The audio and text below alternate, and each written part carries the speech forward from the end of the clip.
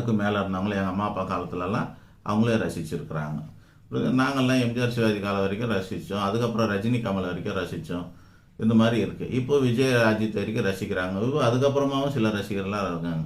அப்போ அந்த ரசிகர்களை ரசிக்கும் போதே அந்த கலைஞர்களை எந்த கலைஞரை ரசிக்கிறோம், எந்த நடிகையை ரசிக்கிறோம் அப்படிங்கிறதெல்லாம் இருக்குது இல்லையா?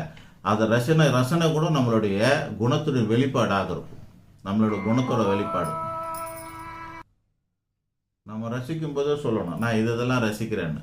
நான் நம்ம பார்க்குற படங்கள் எல்லாமே நம்மளோட கேரக்டர் எல்லாம் காட்டுது. இங்கே இருக்கிற சாமி படம், இவ்வளோ சாமி படம் வச்சுருக்குறோம். நம்மளை டிபியில் என்ன வைக்கிறோம், நம்ம டிபியில் ஃபோனோட டிபியில் என்ன வைக்கிறோம், ஸ்டேட்டஸில் என்ன போடுறோம், இதெல்லாம் நம்மளோட உள்ள கருத்து. ஸ்டேட்டஸுங்கிறது என்ன, நம்மளோட உள்ள கருத்துன்னு அர்த்தம்.